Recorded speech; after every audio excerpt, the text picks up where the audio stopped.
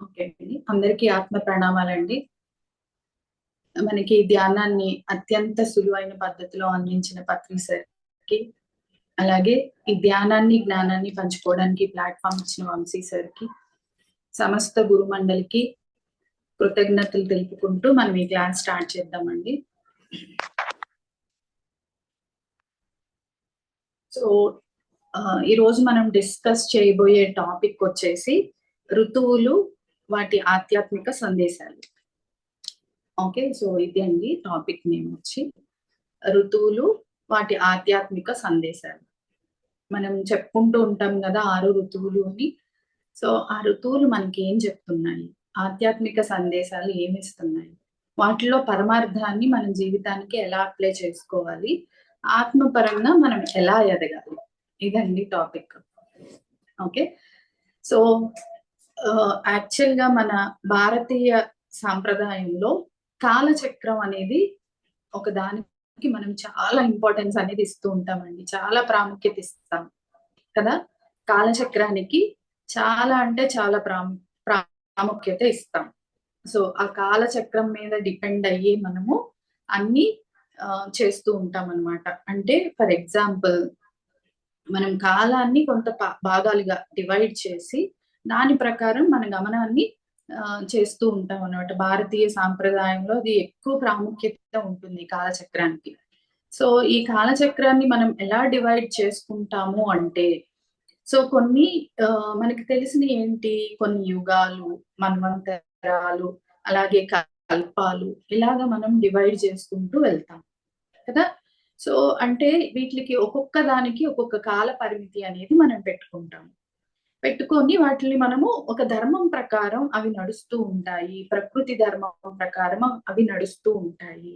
So, ఆ ధర్మాలేంటో తెలుసుకుంటూ ఆ యుగాల్లో దానికి సంబంధించిన కల్పాల్లో, దానికి సంబంధించిన మన్వంతరాల్లో జీవిస్తూ ఉంటాం. అంటే జీవన గమనం సాగుతూ ఉంటుంది. అది ఏంటి అనేది మనం అర్థం చేసుకొని వెళ్తూ ఉంటే మన జీవితంలో మనం చాలా ఈజీగా మన గమనాన్ని కూడా ప్రకృతితో పాటు మన గమనం కూడా సాఫీగా సాగిపోతుందండి. ఓకే. సో, ఇప్పుడు మనం ఫస్ట్ కొన్ని చూద్దాము. అంటే యుగాల గురించి చూద్దాము. మనం చెప్పుకునేది మట్టికి దానిలో లాస్ట్ ఋతువుల గురించి చెప్పుకుంటామనమాట. ఇదంతా ఒక కాలచక్ర ప్రవాహం లాగా జరుగుతూ ఉంటుంది. సో, ఫస్ట్ మనం యుగాలకొస్తే అంటే వీటిలికి ఒక్కొక్క దానికి ఒక్కొక్క కాల పరిమితి అనేది ఉంటుంది. కొన్ని వేల సంవత్సరాలు, ఇన్ని ఇన్ని సంవత్సరాలు కలిపితే మనకి ఒక యుగం అవుతుంది. కొన్ని యుగాలు కలిస్తే మనకి ఒక మన్వంతరం అవుతుంది. కొన్ని మన్వంతరాలు కలిస్తే ఒక కల్పం అవుతుంది. ఇలా చెప్తూ ఉంటారు. సో, మనకి ఆ టైమ్ పీరియడ్ అది పెద్ద ఇంపార్టెంట్ కాదు. దాని గురించిన ధర్మాలేంటి? మనం ఏం నేర్చుకోవాలి? అవి ఏం చెప్తున్నాయి? అనేది మనం చూసుకుంటూ వెళ్దామండి. సో, మనందరికీ తెలిసింది కల్పాల గురించి, మన్వంతరాల గురించి, చక్రాల గురించి తెలియకపోయినా అందరికీ మనకి జనరల్‌గా యుగాల గురించి అనేది తెలుస్తుంది కదా! మనందరం వినే ఉంటాం మన లైఫ్‌లో. సో, మనకి 4 యుగాలుగా డివైడ్ చేస్తాం గదా! మన భారతీయ సాంప్రదాయం ప్రకారం కాలచక్రాన్ని 4 యుగాలుగా డివైడ్ చేసి చెప్తూ ఉంటాం. సో, మనకి తెలిసినయి ఏంటి? ఫస్ట్ కృతయుగం. దాన్ని సత్యయుగం అని చెప్తాం. ఓకే. సో, నెక్స్ట్ యుగం పేరేంటి అంటే త్రేతాయుగం. నెక్స్ట్ థర్డ్ వన్ వచ్చేసి మనకి ద్వాపర యుగంగా చెప్తాం. ఫోర్త్ వన్ వచ్చేసి మనకి కలియుగం. సో, ఇవన్నీ ఎలా మనం డివైడ్ చేస్తున్నాము? దేని మీద డిపెండ్ అయ్యి మనం వీటిని డివైడ్ చేస్తున్నాము? మనం అని కాదు, అసలు ప్రకృతి వాటిని ఎలా మనకి డివైడ్ చేసి చూపిస్తుంది? దేని మీద డిపెండ్ అయ్యి? ఓకే. ఇది మనం తెలుసుకోవాలండి. అంటే ప్రతి యుగానికి, ప్రతి కాలానికి, ప్రతి ఋతువుకి ఒక ధర్మం అనేది ఉంటుంది. ఆ ధర్మం ఏంటో మనం తెలుసుకొని, ప్రకృతితో పాటు మనము ఆ ధర్మాన్ని పాటిస్తూ వెళ్ళినప్పుడు మన జీవితం సాఫీగా సాగిపోతుంది. అంటే మనం ఎందుకొచ్చాము? మన ప్రణాళిక ఏంటి? అనేది మనకి ఈజీగా అర్థమైపోతుందనమాట. ఓకే. సో, ఫస్ట్ యుగం ఏమని చెప్తున్నాం మనము? సత్యయుగం అని చెప్తున్నాం. దాన్ని కృతయుగం అని కూడా చెప్తారు. సో, ఈ యుగ ధర్మం ఏంటి? మనకందరికీ తెలుసు. ఈ సత్యయుగంలో ధర్మం అనేది 4 పాదాల మీద నడుస్తూ ఉంటుంది అని చెప్తాం కదా! సో, 4 పాదాల మీద నడవటము అంటే ఏంటి అంటే, ఒక నలుగురు మనుషులను తీసుకుంటే మనం నలుగురు కూడా వాళ్ళ వాళ్ళ ధర్మాల్ని పాటిస్తూ ఉంటారు. సో ఎవరి ధర్మం వాళ్ళు పాటించినప్పుడు ఏమవుతుందండి, అది ఎంతో శాంతిగా, ప్రేమగా, దయగా సో ఆ కాలం అనేది వెళ్ళిపోతూ ఉంటుంది. అక్కడ ఎవరికి ఎలాంటి కోపాలు, ద్వేషాలు, అసూయలు, కంపారిజన్స్ ఇలాంటివి ఏమీ ఉండవు. ఎందుకు ఉండట్లేదు అంటే వాళ్ళ ధర్మాన్ని వాళ్ళు నిర్వర్తిస్తూ వెళ్ళిపోతున్నారు. వాళ్ళ కాన్సంట్రేషన్ అంతా అంటే ఆ యుగంలో ఉన్న ధర్మం ఏంటి? ఎవరి ధర్మము వాళ్ళు పాటించుతూ వెళ్ళటం. సో ప్రతి ఒక్కళ్ళు ఆ ధర్మాన్ని పాటిస్తున్నప్పుడు మనకి మిగతా ఎమోషన్స్ అలాంటివి ఏమీ ఉండవు. సో సాఫీగా జీవితం అనేది సాగిపోతుంది. ప్రేమతో, దయతో మనకి సత్యంతో వెళ్ళిపోతుందనమాట. అది మన సత్యయుగానికి ఉన్న ప్రత్యేకత. ఓకే. సో నెక్స్ట్ రెండో యుగం ఏంటండి? త్రేతాయుగము. సో త్రేతాయుగము లో ధర్మం ఎలా ఉంటుంది అని చెప్తాం మనము. ధర్మం 3 పాదాల మీద నడుస్తుంది అని చెప్తాం గదా! సో ఇది అందరికీ తెలుసు. సో 3 పాదాల మీద త్రేతాయుగము అంటే మనకి ఈ సీక్వెన్స్‌లో ఫస్ట్ మనం ఏం చెప్పుకున్నాము? సత్యయుగం చెప్పుకున్నాం. నెక్స్ట్ సీక్వెన్స్‌లో ఏం రావాలి? రెండోది రావాలి. కానీ మనం ఏం చెప్తున్నాము దాని ఏమని చెప్తున్నాము? త్రేతాయుగము. త్రేతాయుగము అంటే 3 అని గదా! త్రేత అంటే. సో సెకండ్‌లో ఎందుకొచ్చేసింది? సీక్వెన్స్‌లో సెకండ్‌లో త్రేతాయుగం ఎందుకొచ్చింది? ఓకే. సో అంటే ఇక్కడ మనకి ధర్మము 3 పాదాల మీద నడుస్తుంది. అంటే త్రేతాయుగంలో ధర్మం 3 పాదాల మీద నడుస్తుంది కాబట్టి త్రేతాయుగము అని చెప్పాం మనం దాన్ని. ఓకే అండి. సో ఇక్కడ నలుగురు మనుషులు ఉంటే ముగ్గురు ధర్మంలో ఉంటారు. ఒకళ్ళు ధర్మాన్ని పాటించరనమాట. ఓకే. అంటే ధర్మం శాతం ఎక్కువ ఉంటుంది. బట్ అధర్మం అనేది కూడా ఉంటుంది త్రేతాయుగ ధర్మ ప్రకారం. ఓకే. మనం అక్కడ రావణాసురుడిని మనం కంపేర్ చేస్తే రాముడు ధర్మాన్ని పాటించి, ధర్మాన్ని అనుసరించి జీవితాన్ని సాగించారు. అలాగే రావణుడు అధర్మంలో ఉన్నారు. ఆయన ఎంతో గొప్పవాడు. సో ఆయనకి ఎన్నో అద్భుతమైన శక్తులున్నాయి. ఓకే. కానీ ఆయన ధర్మంలో లేరు. ధర్మాన్ని తప్పారు. సో అధర్మంలో ఉన్నారు. సో ఇక్కడ మనకి ధర్మానికి, అధర్మానికి తేడా ఎంత ఉండేది అంటే త్రేతాయుగంలో మనం ఏమని చెప్పుకుంటున్నాము? సో ముగ్గురు ధర్మంలో ఉన్నారు. ఒకళ్ళు అధర్మంలో ఉంటారు. ఆ యుగ ధర్మం ప్రకారం. అంటే ధర్మానికి, అధర్మానికి కొంచెం డిఫరెన్స్ అంటే కొంచెం డిస్టెన్స్ అనేది ఉంది త్రేతాయుగంలో. ఓకే. సో నెక్స్ట్ వచ్చేసి మనకి ద్వాపర యుగం. ద్వాపర యుగంలో మనకి ధర్మం ఎలా ఉంటుంది అని చెప్తున్నాము. 2 పాదాల మీదే నడుస్తుంది అని చెప్తున్నాం. ఓకే. సో అంటే నలుగురు మనుషులు ఉంటే ఇద్దరు ధర్మంలో ఉంటారు. ఇద్దరు అధర్మంలో ఉంటారన్నమాట. సో ఇక్కడ మనం ఎలా చెప్తాము? మహాభారతం తీసుకుంటే సో ఇప్పుడు మనము త్రేతాయుగంలో ఏం చెప్పాము? రాముడు, రావణాసురుడు. రాముడు అనే ఆయన ఎక్కడున్నారు మనకి? అయోధ్యలో ఉన్నారు. రావణాసురుడు లంకలో ఉన్నారు. వీళ్ళిద్దరికీ మధ్య ఒక పెద్ద సముద్రం అంత గ్యాప్ ఉంది. అంటే ధర్మం బానే ఉంది. బట్ అధర్మం అనేది కూడా కొంచెం ఉంది. ఇంత దూరంలో ఉంది. సముద్రం అంత దూరంలో ఉంది. అదే మనకి ద్వాపర యుగానికి వచ్చేసరికి ఏమైందంటేనండి ఒకే కుటుంబానికి వచ్చేసింది. ఏంటది? ధర్మము, అధర్మము 2 ఒకే కుటుంబంలోకి వచ్చేసాయి. అంటే ఇది 2 పాదాల మీద నడుస్తుంది గదా ధర్మం ఇక్కడ ద్వాపర యుగంలో. సో ఒకే కుటుంబంలో అటు కౌరవులు అధర్మంలో ఉన్నారు. పాండవులు అధర్మంలో ఉన్నారు. సో ఆ గ్యాప్ అనేది తగ్గిపోయిందనమాట. ధర్మానికి, అధర్మానికి గ్యాప్ అనేది తగ్గిపోయింది. ఎక్కువ పర్సెంటేజ్ అనేది పెరిగిపోయింది. అంటే అంత దూరం నుంచి కుటుంబాల్లోకి వచ్చేసిందనమాట. ఆ ధర్మము, అధర్మము అనే వ్యత్యాసం. ఓకే. సో నెక్స్ట్ లాస్ట్‌ది వచ్చేసి కలియుగం. ఈ కలియుగంలో ధర్మం ఎలా ఉంటుంది అని చెప్పుకుంటున్నాం మనము. ఒక పాదం మీదే నడుస్తుంది అని చెప్తున్నాం. ఓకే. అంటే నలుగురు మనుషులుంటే ముగ్గురు అధర్మంలో ఉంటారు. ఒక్కళ్ళే ధర్మంలో ఉంటారు. ఇక్కడ మనకి ఈ సత్యానికి, అసత్యానికి, ధర్మానికి, అధర్మానికి వ్యత్యాసం ఎంత వరకు వచ్చేసిందంటే సో ఒకే మనిషిలో వచ్చేసింది. అంటే ఒకే మనిషిలో ధర్మము, అధర్మము 2 వచ్చేసాయి. ఓకే. అర్థమవుతుందా అండి? అంటే మనకి త్రేతాయుగంలో సముద్రం అంత గ్యాప్ ఉంది. అలాగే మనకి ద్వాపర యుగంలో ఒక కుటుంబం దగ్గరకొచ్చేసిందండి ఫ్రెండ్స్. కలియుగంలో మట్టికి ఒకే మనిషిలో ధర్మం, అధర్మం అనేది వచ్చేసింది. సో దీన్ని మనం ఎలా తెలుసుకోవాలి? దీని నుంచి ఎలా బయటికి రావాలి? మనకి ద్వాపర యుగంలో, త్రేతాయుగంలో గైడెన్స్ ఉంది. దేవుళ్ళే దిగివచ్చి పరిపాలించి మనుషులకి మనం నార్మల్ పీపుల్‌కి గైడెన్స్ అనేది ఇచ్చారు.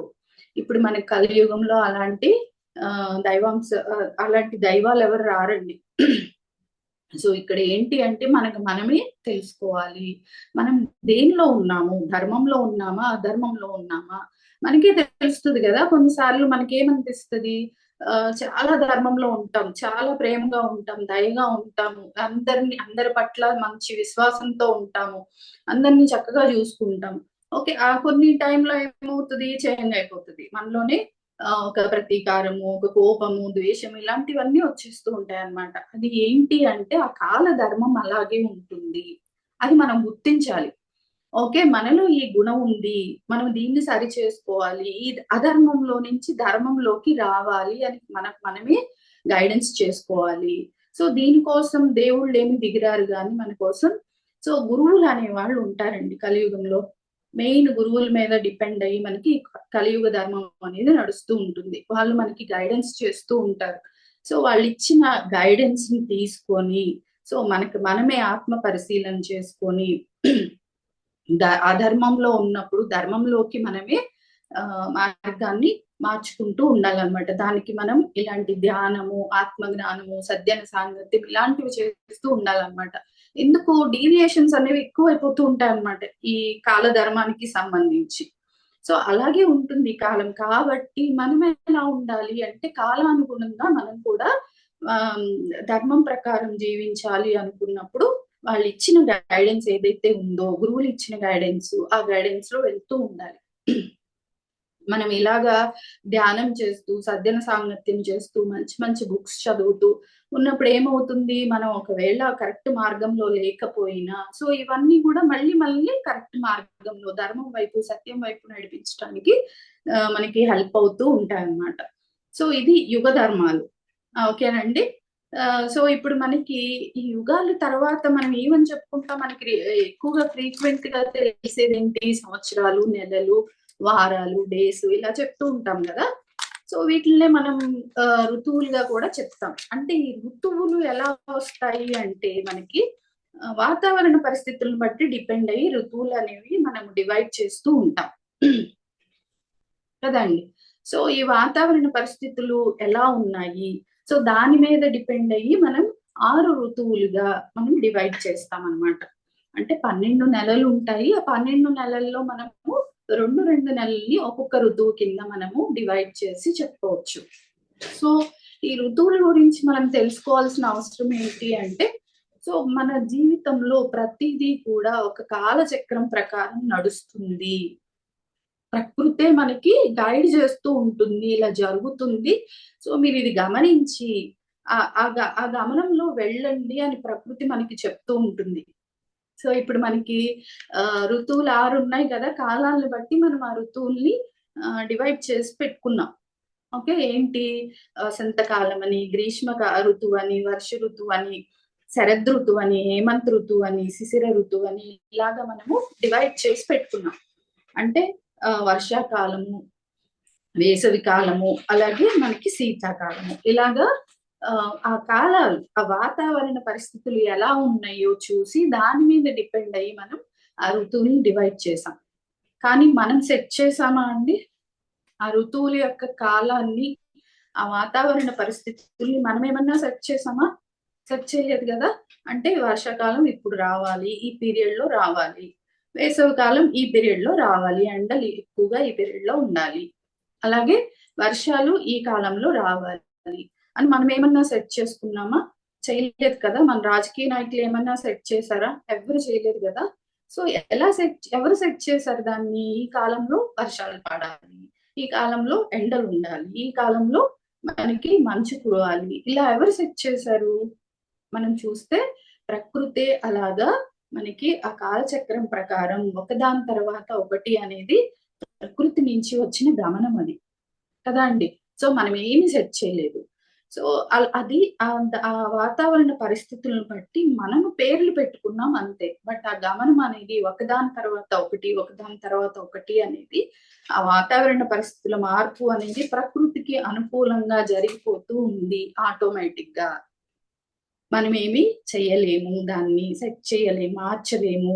ఒకవేళ మనం కృత్రిమంగా మార్చడానికి ట్రై చేసినా, అంటే ఇప్పుడు చేస్తున్నాం గదా! క్లౌడ్ బర్స్టింగ్ అని అలా చేస్తున్నాం గదా!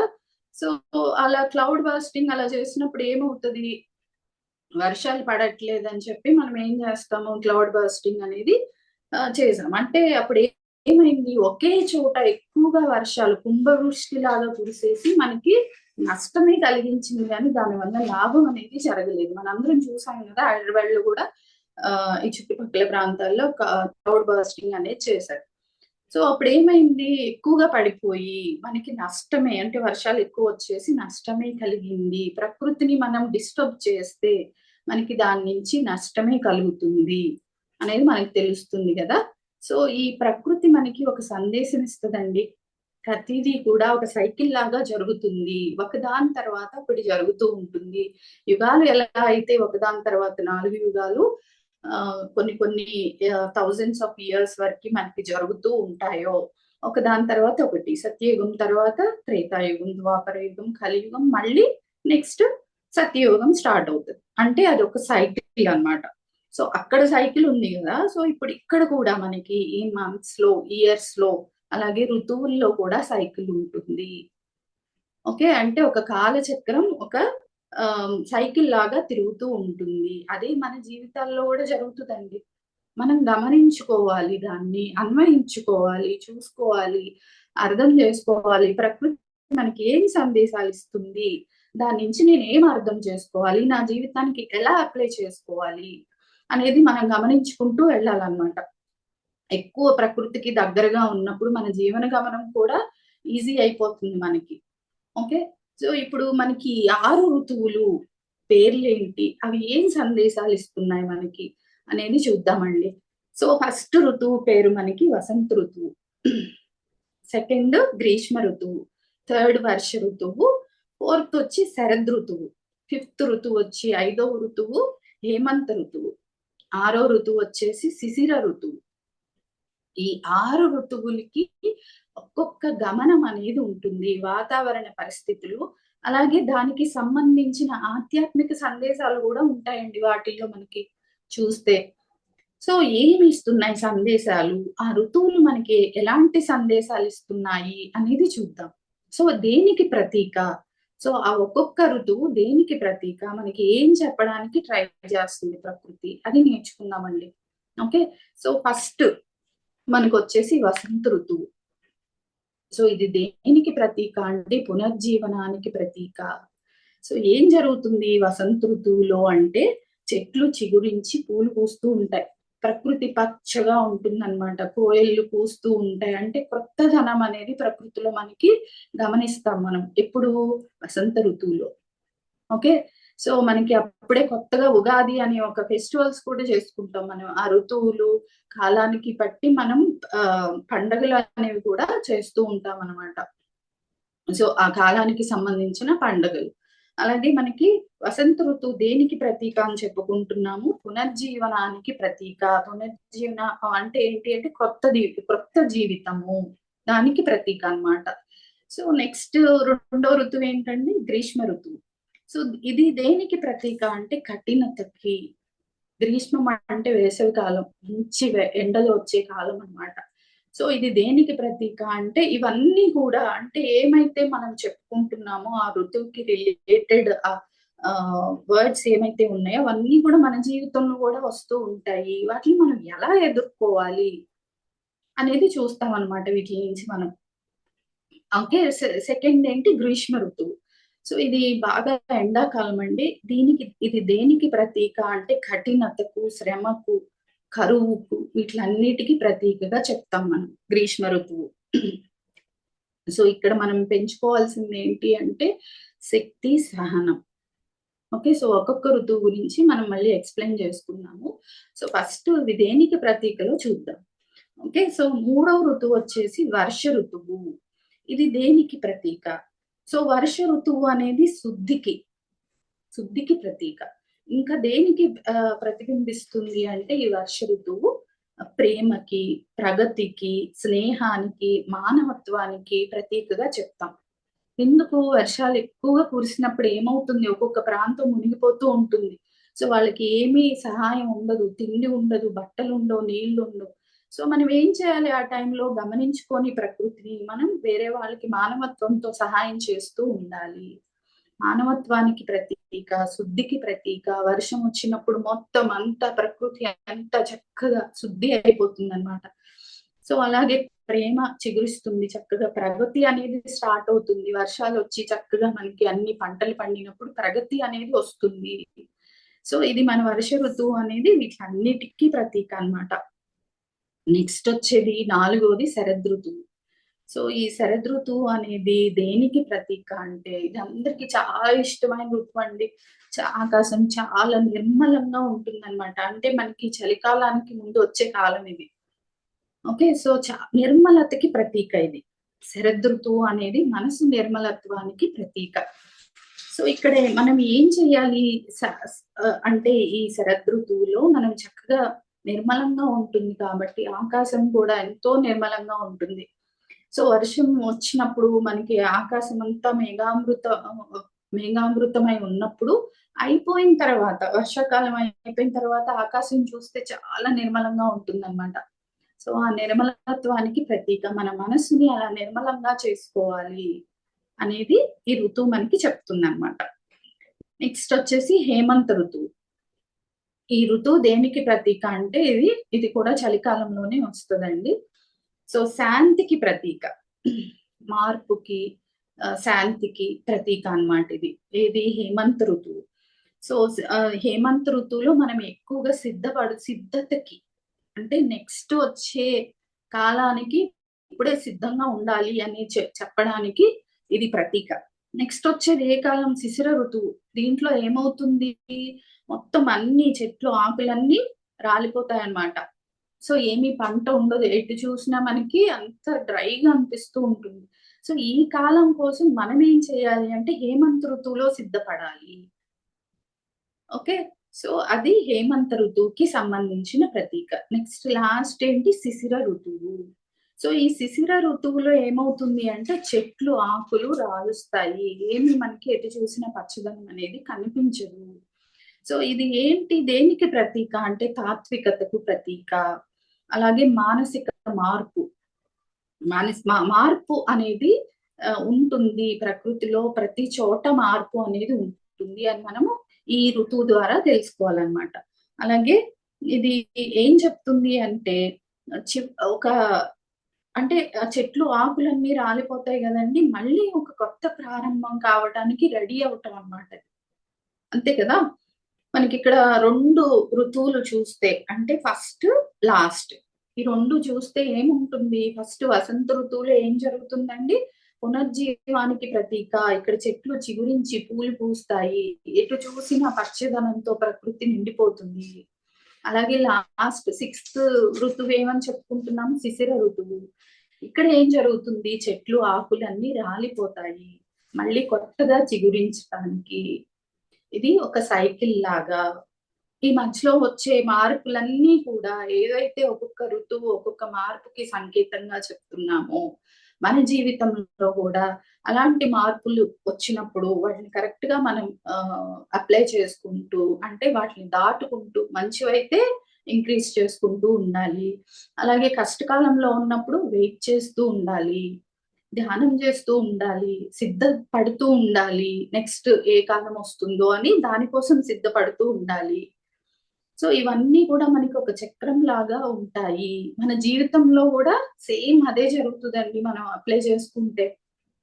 సో ఈ సైకిల్ అనేది ప్రతి దానిలో, అంటే ప్రతి జీవన గమనంలో కూడా జరుగుతూనే ఉంటుంది. ఓకే. సో ఇది మనకి ఒక యూనివర్సల్ లా కూడా ఉంటదండి. ఇది ప్రకృతికి సంబంధించిన లా అన్నమాట.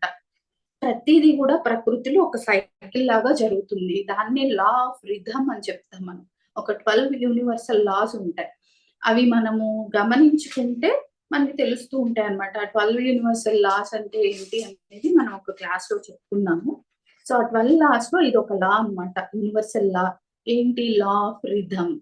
అంటే ప్రతిదీ కూడా మన జీవితంలో గాని, ప్రకృతిలో గాని ఒక సైకిల్ అనేది ఫాలో చేస్తుంది.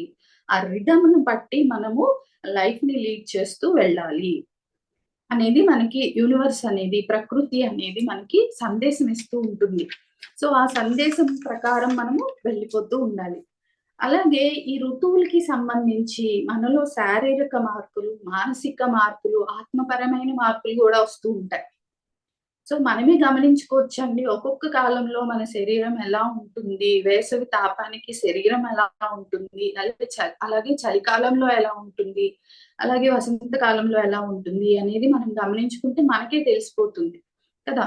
సో ఈ గుణాలు ఎలా ఉంటాయి, మన గుణాలు ఈ కాలానికి అనుగుణంగా, సో ఈ ఋతువులకి అనుగుణంగా ఎలా ఉంటాయి అనేది చూద్దామండి.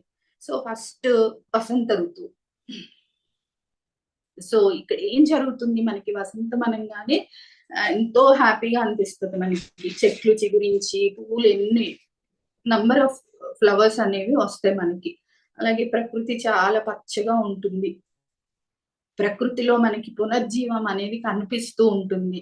సో అలాగే అది దేనికి ప్రతీక? మనం దేనికి అన్వయించుకోవాలి మన లైఫ్‌లో అంటే, మన జీవితంలో మన జీవితం కూడా ఎంత నిర్జీవంగా మారినా సరే, ఒక కొత్త ఆశ అనేది, కొత్త జీవితం అనేది మనకు వస్తది అనే ఒక కాన్ఫిడెన్స్‌తో మనం ఉండాలన్నమాట.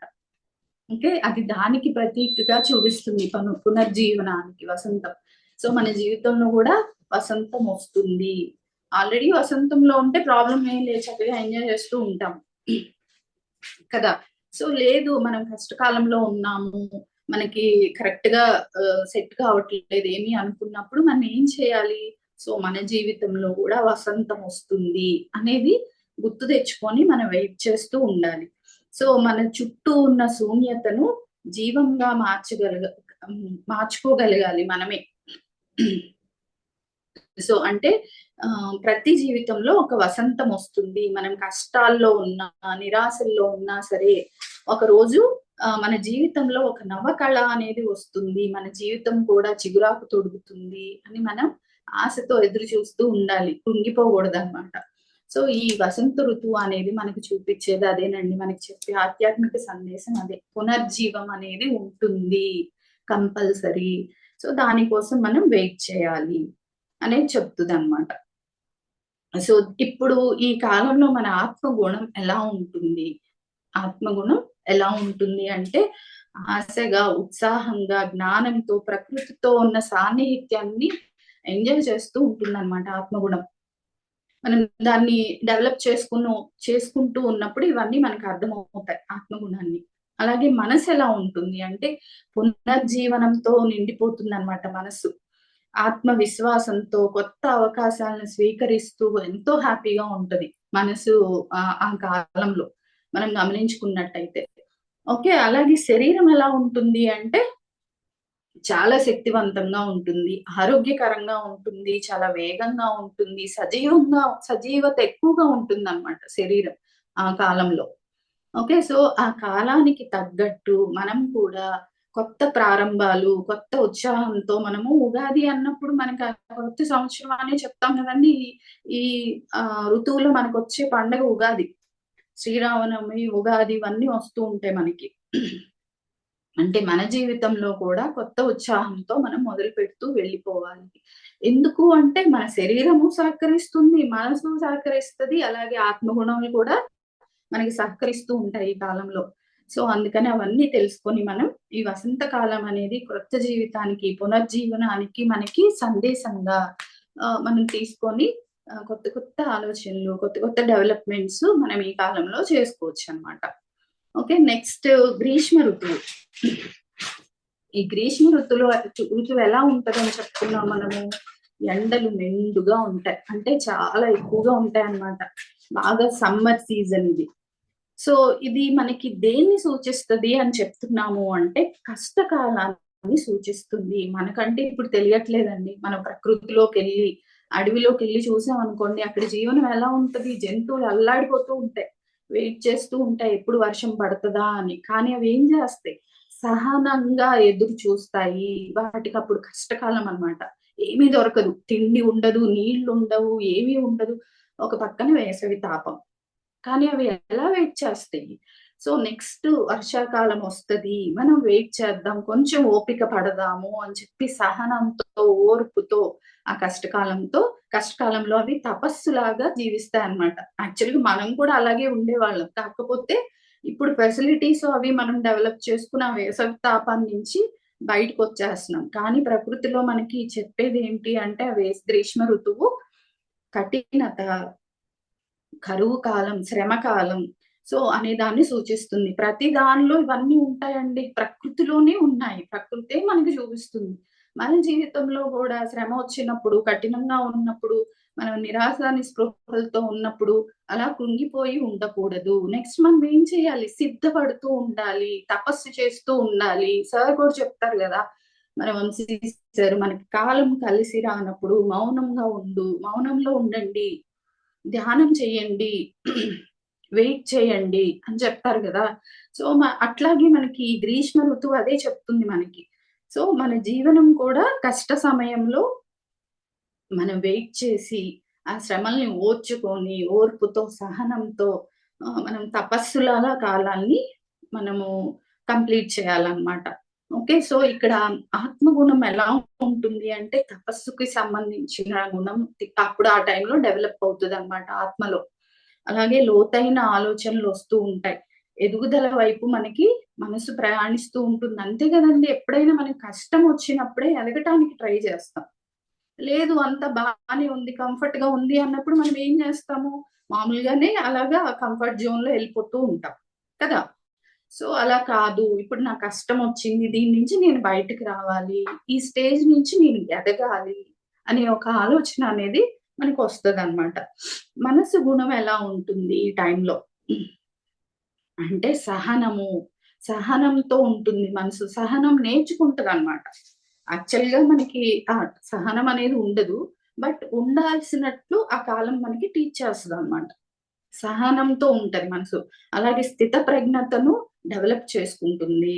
అలాగే అశాంతికి దూరంగా ఉండటానికి ట్రై చేస్తది. అంటే ఏంటి?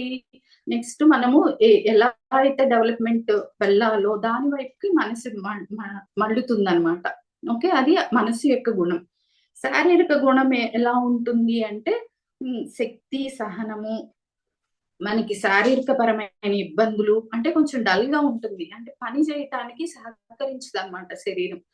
ఈ కాలంలో ఏది గ్రీష్మ ఋతువులో. దాన్ని మనము అర్థం చేసుకొని దానికి తగినట్టు శరీరానికి పోషణిస్తూ ఉండాలి ఈ కాలంలో. ఓకే.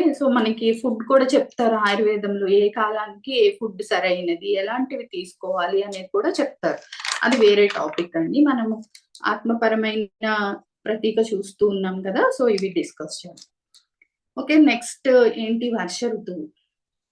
ఈ వర్ష ఋతువులో ఏం జరుగుతుంది అంటే మనకి ఎక్కువగా వర్షాలు పడుతూ ఉంటాయి. ఇలా పడుతూ ఉన్నప్పుడు ఏమవుతదని చెప్పుకున్నాము? శుద్ధి అనేది జరుగుతుంది. ఈ భూమికి శుద్ధి జరుగుతుంది. అలాగే మన మనసు కూడా శుద్ధి అయ్యే కాలం అన్నమాట ఇది. దానికి సంబంధించిన గుణాలు మనం డెవలప్ చేసుకుంటూ ఉంటామన్నమాట. మలినాలను కడిగే కాలము. అందరిలో అన్నీ ఉంటాయండి.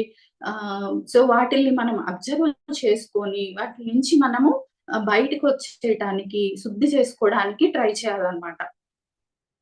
ఈ వర్షాకాలం శుద్ధికి, పవిత్రతకి మనకి ప్రతీకగా చెప్తామనమాట. అలాగే మనకి ప్రేమ, నమ్మకం ఇలాంటివి సూచిస్తుంది. ఆశ. అంటే ఏంటి? రైతులందరూ వెయిట్ చేస్తూ ఉంటారనమాట. ఏంటి వర్షం పడుతుంది, పంటలు పండుతాయి, నాకు ధాన్యమొస్తుంది, నా జీవితం సాఫీగా వెళ్ళిపోతుంది అనే ఒక ఆశతో ఎదురు చూస్తూ ఉంటారు ఈ వర్షాకాలం కోసం. అలాగే మనం ఎలా అయితే ఆశపడ్డామో, అలాగే దేవుని దయ, కృప అనేది అంటే యూనివర్స్ మనకిస్తూ ఉంటుందనమాట.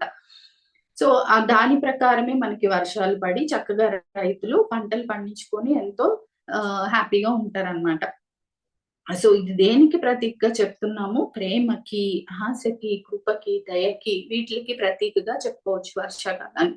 శుద్ధికి వీటిలన్నిటికి మనం వర్షాకాలాన్ని ప్రతీకగా చెప్పుకోవచ్చు వర్ష ఋతువుని. సో, మనకిక్కడ ఎలా ఉంటుంది వర్షాకాలానికి ముందు భూమి ఎలా ఉంటుంది ఒకసారి గమనించండి. ఎండలు ఎక్కువగా మండిపోయినప్పుడు, ఇలా విడిపోయి భూమి ఎండిపోయినట్టు అయిపోతుంది నేల. తొలకరి జల్లు పడగానే వర్షాలు పడగానే సో అంతా చక్కగా లోపలికి వెళ్ళిపోయి భూమి ఎంతో పులకరిస్తుందనమాట. సో ఆ బీడుపడ్డ హృదయాలు కూడా మన హృదయాలు కూడా ఎప్పుడైతే అలాంటి శ్రమలతో గ్రీష్మకాలంలో వచ్చేటటువంటి శ్రమలతో, కష్టాలతో ఉన్నామో, సహనంతో వెయిట్ చేసామో, ఈ వర్షం ఎలా అయితే శుద్ధి చేసి తడిపి ఎంతో హ్యాపీనెస్ ఇచ్చిందో, సో అలాగే మన జీవితాల్లో కూడా మన బీడు పడిపోయిన జీవితాల్లో కూడా ఆ వర్షం అనే ఒక ఇది పడినప్పుడు సో ఆ ప్రేమ, స్నేహము ఇలాంటివి మనం పంచినప్పుడు చిగురిస్తూ ఉంటుంది మన జీవితం కూడా అనేది ఈ వర్షాకాలం చెప్తుందండి. సో ఇక్కడ ఆత్మగుణం ఎలా ఉంటుంది అని చూస్తే ప్రేమ, దయ, సహాయము, శ్రద్ధ ఇలాంటి వాటి మీద ఉంటుందన్నమాట ఆత్మగుణము. ప్రేమ పంచటానికి, దయ పంచటానికి, సహాయం చేయటానికి, శ్రద్ధగా ఉండటానికి వీటన్నిటికీ వర్షాకాలంలో ఆత్మగుణం అనేది ఉంటుంది. సహాయం అంటే ఎక్కువ వర్షాలు పడినప్పుడు ఏమవుతుంది, అందరూ ఇబ్బందిలో ఉన్నప్పుడు సహాయం చేయాలి, ప్రేమ చూపించాలి, దయ చూపించాలి. ఆ ప్రేమ, దయ అనేది మనకి వర్షం లాగా చెప్తున్నారండి. సో మనం కురిపించినప్పుడు ఎలా అయితే ఆ వర్షం భూమి మీద పడి భూమి పులకరించి కొత్తగా జీవితం ఎలా అయితే స్టార్ట్ అవుతుందో అలాగే ప్రేమ, దయ మనం ఒకరి మీద చూపించినప్పుడు ఆ జీవితం కూడా అలాగే వర్ధిల్లుతుంది అని చెప్తున్నారు.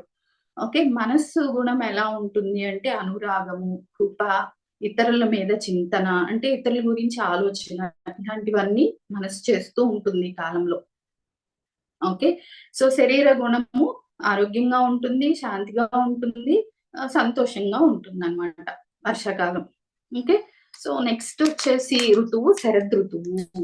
ఇది అందరికి చాలా ఇష్టమైన ఋతువు కదండి.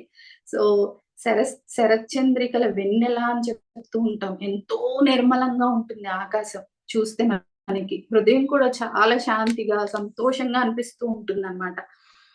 సో ఇది దేనికి అంటే వెన్నెల ఎక్కువగా కాంతివంతంగా ఉంటుంది.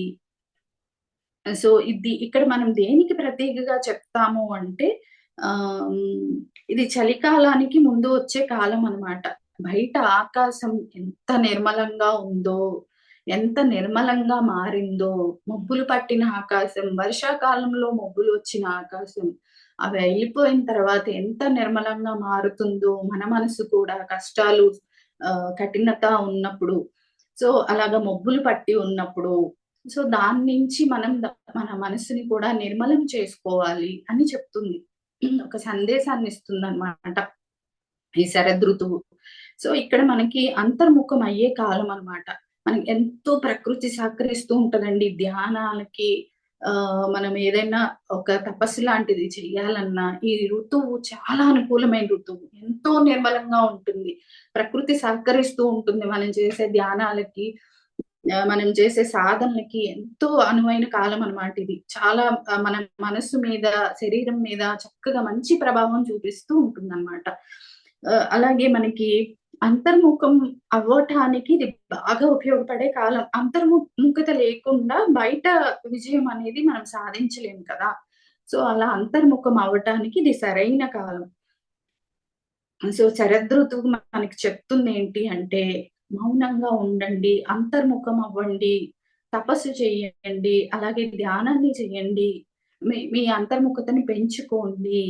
అదే బయటికి రిఫ్లెక్ట్ అవుతదన్నమాట. సో ఏం చెప్తుంది అంటే శబ్దానికి మించింది మౌనము, మౌనంలో ఉండండి. అలాగే వెలుగుకి మించింది లోపల నిండే వెలుగు. మనకు బయట కనిపించే వెలుగు కన్నా లోపల నిండే వెలుగు చాలా ఎక్కువ అనేది చాలా అద్భుతమైనది, అదే అవసరమైనది అనేది ఈ శరదృతువు మనకి చెప్తుంది. ఇది ధ్యానాలకి, మనకి సాధనలకి ఎంతో అనువైన రోజు కాలం అన్నమాట. ఓకే అండి. సో ఇక్కడ ఆత్మగుణం ఎలా ఉంటుంది? చాలా ప్రశాంతంగా ఉంటదండి. ఆత్మ, మనసు, శరీరం అన్నీ కూడా ప్రశాంతంగా ఉంటాయి మనకి ఈ కాలంలో. కాబట్టి సాధనకి ఎంతో అనుకూలమైన సమయం అని చెప్తారు. సో ఆత్మగుణం ప్రశాంతంగా ఉంటుంది, ధ్యానం వైపు మళ్ళుతుంది, ప్రశాంతంగా ఉంటుంది, అంతరాశయాల్ని డెవలప్ చేసుకుంటూ ఉంటుంది ఆత్మగుణం.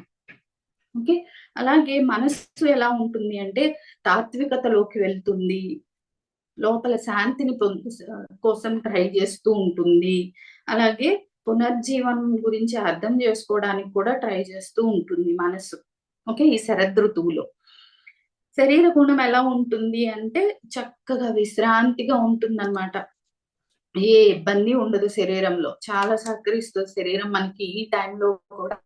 ఈ టైంలో శరీరం కూడా మనకెక్కువ సహకరిస్తుంది. ఆత్మ, మనసు, శరీరం 3 కూడా చక్కగా సాధనలకి అనుకూలించే టైమండి ఇది.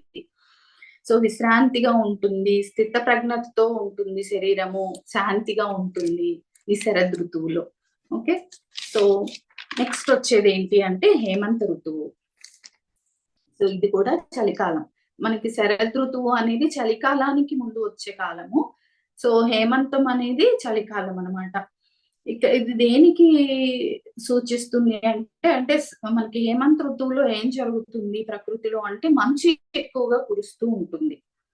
ఓకే. సో, ఇది దేనికి ప్రతీక? శాంతికి, సిద్ధతకి, సంరక్షణకి. ఓకే. అంటే ఏంటి అంటే చక్కగా శాంతియుతంగా ఉంటుంది. కాలం బావుంటుంది. అంతా మనము వర్షాలు పడినియి, పంటలొచ్చినియి, అంతా బావుంది అనుకుంటాం గదా! సో, శాంతిగా ఉంటుంది. అలాగే సిద్ధతగా గూడా సూచిస్తుందనమాట. ఎందుకు? నెక్స్ట్ వచ్చేదేంటి? నెక్స్ట్ వచ్చేది శిశిరము. అక్కడ మనకి ఏం దొరకదు. ఆకులన్నీ రాలిపోతాయి. ప్రకృతి మనకి సహకరించదు. ప్రకృతి నుంచి మనకేమి రాదు అనుకున్నప్పుడు, దానికోసం ముందుగానే ఎలా సిద్ధపడాలి అనేది చూపిస్తుందనమాట. ఈ హేమంత ఋతువు. సిద్ధతకు, సంరక్షణకు. నెక్స్ట్ మనకేమన్నా ప్రాబ్లమ్స్ వచ్చినప్పుడు మనం ఎలా సంరక్షించుకోవాలి. సో, వీటిలన్నిటిని ప్రతీకగా మనం హేమంత ఋతువుని చూస్తామనమాట. సో, మనకి శాంతిగా ఎలా ఉండాలి అనే జీవితంలో శాంతి అనేది ఎంత బావుంటుంది అనేది ఈ హేమంత్ ఋతువు చూపిస్తుంది. సో, మనకి బయట చల్లగా ఉన్నా సరే, మనం లోపల ధ్యానంలో ఉండాలి. ఈ 2 కాలాలు శరత్కాలము, హేమంత్ ఋతువు రెండిట్లో మనకి ఈ ధ్యానాలకి అనుకూలంగా, సాధనలకి అనుకూలంగా ఉంటాయండి. సో, ఇది మనకి ఆత్మవిశ్వాసానికి, స్థిరతకు నెక్స్ట్ ఏదన్నా మనం సిద్ధత పడటానికి సో, అట్లన్నిటికి ప్రతీకగా చెప్తామన్నమాట. అలాగే ఆత్మగుణం ఎలా ఉంటుంది? సో, ఈ హేమంత ఋతువులో మన ఆత్మగుణము దృఢ సంకల్పంతో ఉంటుంది. ఒక క్రమశిక్షణ అనేది కలిగి ఉంటుంది. అలాగే మనకి చక్కగా ఒక ఆహ్, ధ్యానానికి అనుకూలంగా ఉంటుంది. సాధనకి అనుకూలంగా ఉంటుంది. మనసెలా ఉంటుంది? మనసు కూడా అంతే. సాధనకి అనుకూలంగా ఉంటుంది. పురోగతికి అనుకూలంగా ఉంటుంది. భవిష్యత్తు కోసం, ప్రణాళికల కోసం అనుకూలంగా ఉంటుంది. ఎందుకు? నెక్స్ట్ వచ్చే శిశిరం కాబట్టి భవిష్యత్తు కోసం ప్రణాళికలు వేసుకొని సిద్ధతగా ఉంటుంది మనసు. అలాగే శారీరక బలం ఎలా ఉంటుంది? శారీరక గుణం ఎలా ఉంటుంది? ఈ హేమంత ఋతువులో అంటే సో, శక్తిగా ఉంటుందండి. శరీరం బలంగా ఉంటుంది.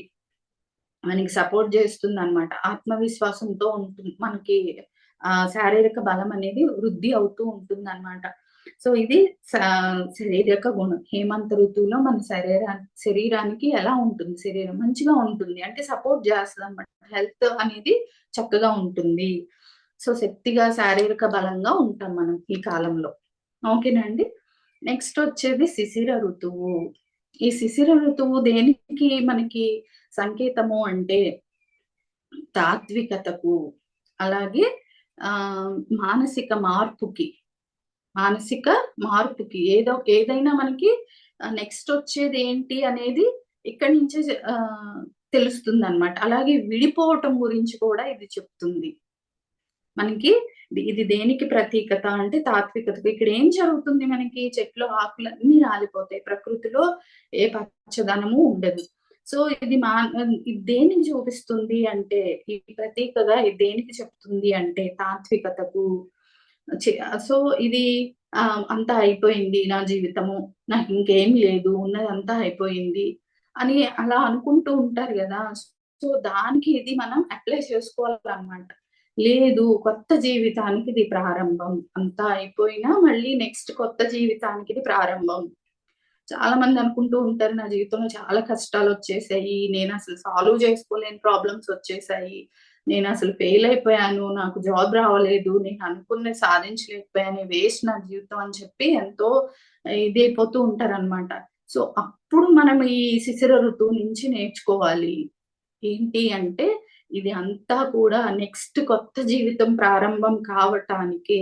నెక్స్ట్ మార్పుకే ఇది వచ్చింది అనేది మనం తెలుసుకోవాలి. ప్రతిదానికి బెంగ పెట్టేసుకొని, ప్రతిదానికి మనము డల్ అయిపోయి ఏమి సాధించలేకపోయామని చెప్పి ఆత్మవిమర్శ చేసుకుంటూ ఉండకూడదు. ప్రతిదీ కూడా మార్పుకి సంకేతం. నెక్స్ట్ మనకి కొత్త జీవితం అనేది వస్తుంది. కొత్తగా చిగురాకులు అనేవి వస్తాయి. ఇక్కడ మనకి శిశిరంలో చెట్లు ఆకులు రాల్చే కాలం గదా! నెక్స్ట్ ఏమొస్తుంది మనకు వసంతం వస్తుంది. మన జీవితంలో గూడా వసంతం వస్తుంది. కొత్త చిగురాకులొస్తాయి. కొత్త జీవితం ప్రారంభమవుతుంది. ఎంతో అద్భుతంగా ఉంటుంది అని మనకి నేర్పిస్తున్నాయండి ఋతువులు. సో, ఈ విడిపోవటం అనేది మళ్ళీ కలవటం కోసమే, కొత్త మార్గం కోసం చెట్ల నుంచి ఆకులు ఎలా అయితే విడిపోయినాయో, మళ్ళీ అదే ప్లేస్‌లో కొత్త చిగురాకులు వస్తాయి మనకి. సో, ఆ ధ్యాసతో మనం సాగించాలి జీవిత గమనం. సో, మనకి శిశిరం అనేది శిక్షణ ఇచ్చే కాలము. ఏమని శిక్షణ ఇస్తుంది? ప్రతి నశించిన చెట్టు నుంచి, అలాగే ప్రతి మురికి నుంచి కూడా మనకి కొత్త ఎదుగుదల అనేది స్టార్ట్ అవుతుంది అని మనకి శిక్షణ ఇస్తుంది శిశిరం. శిశిరం అనేది మనకి శిక్షణ ఇస్తుంది. మన దుఃఖము, ఒంటరితనము సో, మనలో ఉదయించినప్పుడు చివరికి మనకి కొత్త జీవితం స్టార్ట్ అవుతుంది అనేది మనకి ఇది నేర్పిస్తుంది. ఈ శిశిర కాలం అనేది నేర్పిస్తుందనమాట. నవజీవితం కోసం మనము పాత ముసుగుల్ని తీసేయాలి. అప్పుడే కొత్త జీవితం అనేది వస్తుంది. అంతే గదా! ఆకులు రాలిపోతేనే గదా! ఆ ప్లేస్‌లో కొత్త ఆకులు, కొత్త చిగురాకులు వస్తాయి మనకి. అలాగే ఏదైనా మార్పు సంభవించినప్పుడు, మన జీవితంలో అనుకోని సంఘటనలు ఏవైనా జరిగినప్పుడు, సో, మనం అక్కడితో కృంగిపోకుండా మన జీవితంలో ఇంకొక కొత్త మార్పొస్తుంది అని దానికోసం వెయిట్ గ్యారంటీగా వస్తదండి. అది మనం చెప్పేది కాదు. ప్రకృతి ఇచ్చిన సూత్రం అది. ఓకే. ప్రకృతి ఇచ్చిన సందేశం మనకి చెప్తూ ఉందన్నమాట. ఒక దాని తర్వాత ఒకటి సైకిల్ జరగాల్సిందే. మనకి శిశిరం తర్వాత వసంతం రావాల్సిందే. వసంతం తర్వాత శిశిరం రావాల్సిందే. ఈ మధ్యలో ఉన్నటిని మనం ఒక్కొక్కటి అర్థం చేసుకుంటూ మన జీవిత గమనాన్ని సాగిస్తూ ఉండాలి. సో, ఇక్కడ మనకి ఆత్మగుణం ఎలా ఉంటుంది అంటే విడిపోవటము మీద ధ్యాస ఉంటుంది. అలాగే మార్పు, స్వీకారం, ధైర్యము ఇలాంటివన్నీ ఆత్మగుణాల్లో ఉంటాయన్నమాట. అలాగే మనసు గుణం ఎలా ఉంటుంది అంటే అనుకూలమైన మార్పులకి అది అడ్జస్ట్ అవుతూ ఉంటుంది. అలాగే ఆత్మవిశ్వాసంతో ఎదుర్కోవడానికి సిద్ధపడుతూ ఉంటుంది మనసు. ఓకే. సో, ఇప్పుడు నేను ట్రై చేశాను. ప్రాబ్లమ్ లేకుండా ఉండటానికి, విడిపోకుండా ఉండటానికి నేను ట్రై చేశాను. అవ్వలేదు. అప్పుడు నేనేం చేస్తాను? కొత్త జీవితం కోసం సిద్ధపడతాను. మార్పును అంగీకరించాలి. అంగీకరించినప్పుడే కొత్త జీవితం అనేది స్టార్ట్ అవుతుంది. సో, అలాగే శారీరక గుణం ఎలా ఉంటుంది అంటే సో, స్వాధీనంలో ఉంచుకోవడానికి ట్రై చేస్తదనమాట. శారీరకంగా మనం స్వాధీనంలో ఉంచుకోవడానికి ట్రై చేయాలి. ఎందుకు? ఆ శిశిరంలో ఏమవుతుంది అంటే ఆకులు రాల్చే కాలం గదా! సో, ఇక్కడ మనం స్వాధీనంలో ఉంచుకోవడానికి, ఆత్మీయతను పెంచుకోవడానికి, శాంతిని పెంచుకోవడానికి ట్రై చేస్తదనమాట. శారీరక గుణం అనేది. సో, ఇవన్నీ కూడా మనకి ఈ ఋతువులు ఇచ్చే సందేశాలు, ఆధ్యాత్మిక సందేశాలు వీటిని గుర్తుపెట్టుకొని, అవి మన జీవిత గమనంలో కూడా అప్లై చేసుకొని, ప్రతి దాన్ని కూడా ప్రతి గుణాన్ని అంటే మనలో ఉదయించే ప్రతి గుణాన్ని, ప్రతి మార్పుని మనం పాజిటివ్‌గా తీసుకొని మన లైఫ్‌ని లీడ్ చేస్తూ వెళ్ళాలండి. సో, ఇది మనం ఈరోజు చూసిన క్లాసు. ఇక్కడితో మనం స్టాప్ చేద్దాము. ఏమైనా డౌట్స్ అవి ఉంటే డిస్కస్ చేద్దాము. సో, ఇక్కడితో నేను క్లాస్ స్టాప్ చేద్దామండి.